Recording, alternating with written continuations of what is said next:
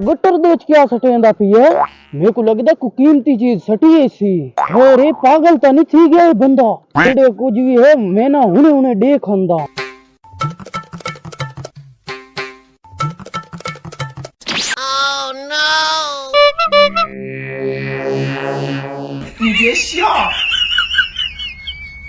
Oh no! ओ भाईजान बर्बाद थी मैं मेरा किडे हुंडा गिन के लगा मैं नहीं ओ बर्बाद थी मैं ओ तेरा खाना खराब थी वे तेरी जंग टूटे आज तक मैं छुड़े सको ना रुक मेरे को लगता है सारा प्लान कामयाब थी कि मैं ना हुणे अपने मोबाइल से ना